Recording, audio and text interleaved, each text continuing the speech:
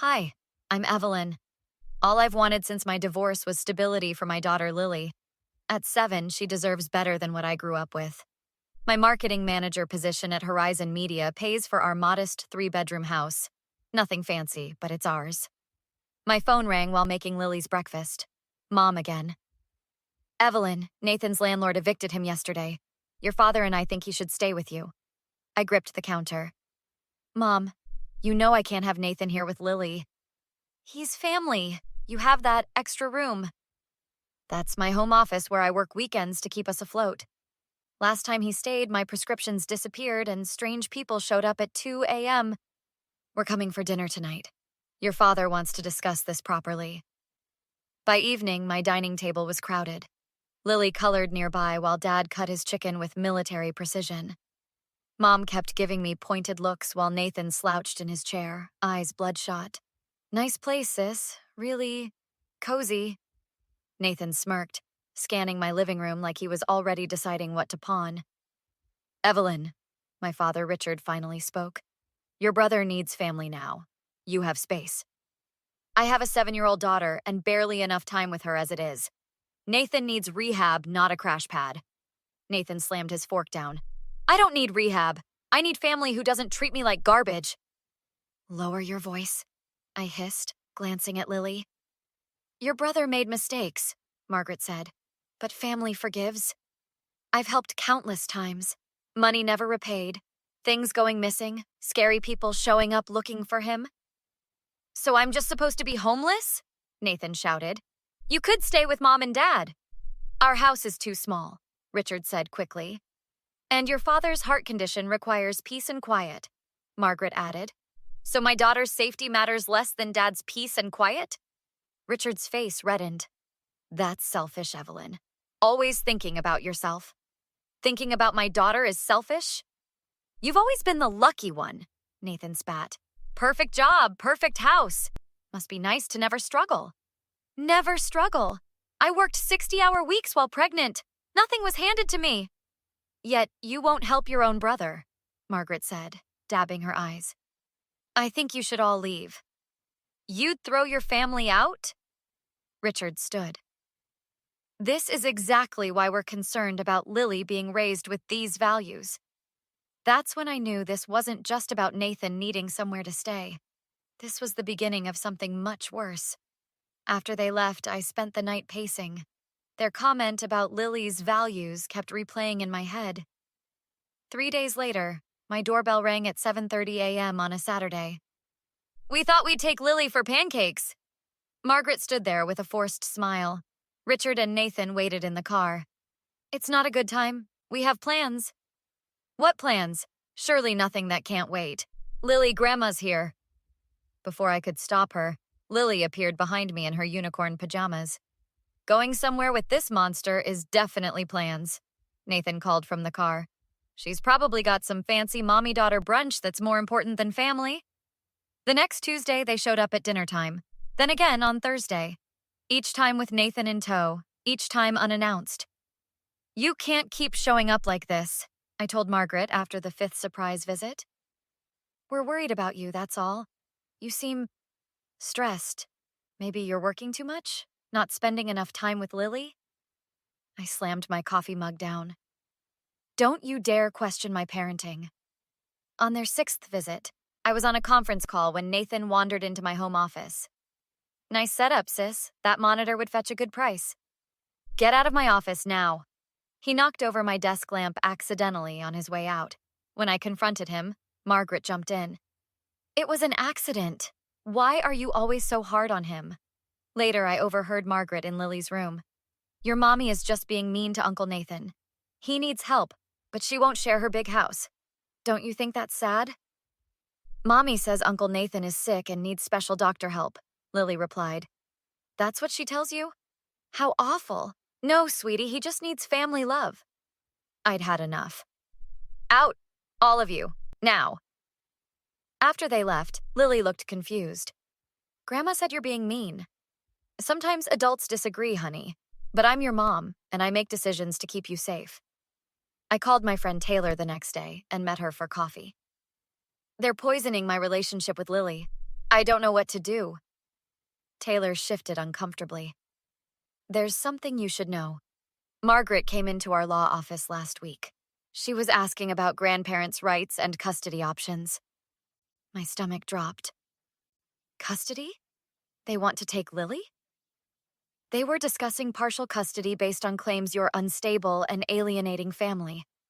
Evelyn, this is serious. They're building a case. That's insane! I'm a good mother! I know that, but they're painting a different picture. They mentioned your erratic work hours and refusal to accept family help. They're twisting everything. What do I do? Document everything. Every visit, every conversation. Install security cameras. Keep records of Nathan's behavior. And get a lawyer. Not from my firm, since there's a conflict now. They're really trying to take my daughter because I won't let my addict brother crash at my house. Evelyn, family court can be unpredictable. Grandparents with resources sometimes win these battles. Don't underestimate them. I felt like I couldn't breathe. My own parents were plotting to take my child. They don't care about Lily. They just want to punish me for not falling in line. Whatever their motive, they're serious. And you need to be too. The certified letter arrived on a Tuesday. My hands trembled as I read the formal language stating that Margaret and Richard were petitioning for partial custody of Lily based on my persistent pattern of unstable behavior and deliberate alienation from family support structures. I called in sick to work and spent the morning throwing up in the bathroom. Mommy, are you sick? Lily stood in the doorway, concerned. Just a little tummy trouble, sweetie. Nothing serious. The doorbell rang. It was Nathan, alone this time. What do you want? Look, Evelyn, I didn't know they were going to go this far. I just needed a place to crash. Well, now they're trying to take my daughter. Happy? He shifted uncomfortably. Can I use your bathroom? I laughed bitterly. To steal more of my prescription meds? His face changed. You knew about that? Of course I knew. The bottle was full on Monday and half empty on Wednesday after your visit. I was in pain. My back. Save it. Those were my anxiety meds, not painkillers.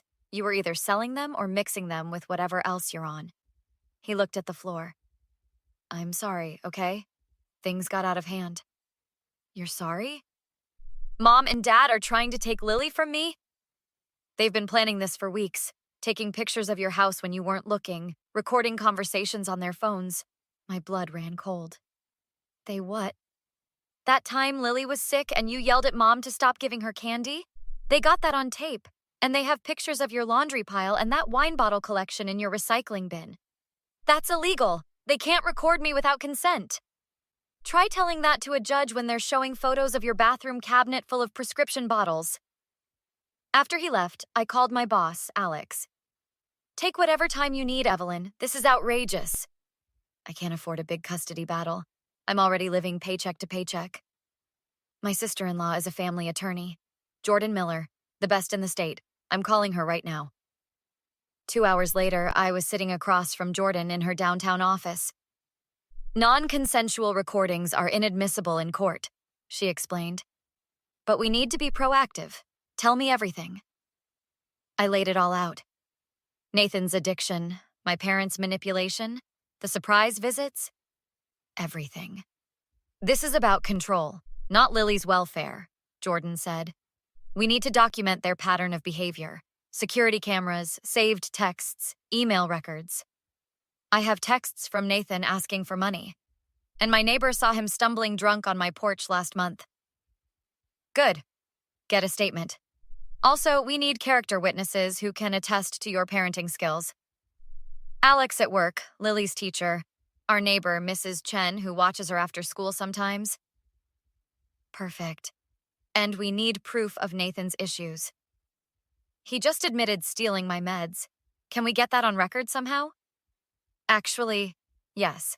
We can request a drug test as part of our counterfiling, and we'll demand financial records from your parents. Let's see how they're really supporting Nathan. For the first time since this nightmare began, I felt a glimmer of hope. They thought I'd just roll over and take this. They have no idea what I'm capable of when it comes to protecting Lily. That's the attitude we need. They picked the wrong mother to mess with. The courtroom felt smaller than I expected. Jordan sat beside me while Margaret and Richard glared from across the aisle with their attorney. Nathan slouched in the back row, looking like he hadn't slept in days. All rise for the Honorable Judge Pamela Wilson. Judge Wilson reviewed the case file. I understand the petitioners are seeking partial custody of minor child Lily Parker. Let's begin with opening statements. My parents' lawyer painted me as unstable and selfish, claiming I was deliberately undermining family bonds critical to the child's development. When our turn came, Jordan was ruthless. Your Honor, this case isn't about the welfare of Lily Parker. It's about control and retaliation because my client refused to house her brother with his documented substance abuse issues. The testimony started with my mother. We just want what's best for our granddaughter. Evelyn works all hours and keeps Lily from her family. And yet, Jordan countered during cross-examination, you visited unannounced 6 times in 2 weeks. How does that support your claim that she keeps Lily from you? Well, we had to force our way in practically. So you admit to forcing your presence?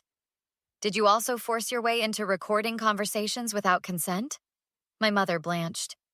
We needed evidence. Jordan produced printouts of text messages. Are these communications where you told your granddaughter her mother was mean and selfish for not housing your son? When Nathan took the stand, he couldn't keep his story straight. So you've never taken prescription medication from Evelyn's home? Jordan asked. No, never. Then how do you explain this? She produced a pharmacy record and security camera footage from my bathroom showing Nathan pocketing my prescription bottle. His face crumpled. I needed it, okay? Nobody was helping me. Mr. Parker, when was the last time you used illegal substances? He looked at the floor. This morning. A murmur went through the courtroom. My witnesses came next. Taylor explained the legal manipulation. Alex described my work ethic and dedication to Lily. Mrs. Chen, my neighbor, testified about the nights Nathan showed up drunk at my house. Finally, Miss Thompson, Lily's teacher, spoke about her excellent performance and my involvement at school. In 10 years of teaching, I've rarely seen a more attentive parent. Evelyn volunteers despite her busy schedule, and Lily is thriving. Judge Wilson called a short recess, then returned with her decision. This court finds the petition for partial custody without merit. Furthermore, the petitioner's actions demonstrate a concerning pattern of boundary violations and manipulation. The petition is denied. She looked directly at my parents. Additionally, I'm issuing a temporary restraining order prohibiting Margaret and Richard Parker from contacting Evelyn or Lily without prior court approval or supervised visitation. Mr. Nathan Parker is also included in this order. 6 months later, Lily and I were having dinner with Taylor, Alex, and Mrs. Chen, our chosen family. My phone buzzed with a text from Nathan's rehab counselor with an update on his progress. The community grapevine had spread the story of my parents' custody grab, and most of their friends had distanced themselves. More pasta, Lilybug? Taylor asked. Yes, please. Can we have movie night after? I looked around the table at the people who stood by us when it mattered. Absolutely. I think we've all earned a little happiness. Would you sacrifice your child's safety to help a troubled family member? Or do you believe toxic relatives deserve to be cut off completely regardless of their family status? Where do you draw the line between family loyalty and protecting yourself and your children? If this story resonated with you, please hit that like button and share your thoughts in the comments. Many of us have faced toxic family members who believe blood ties entitle them to cross any boundary.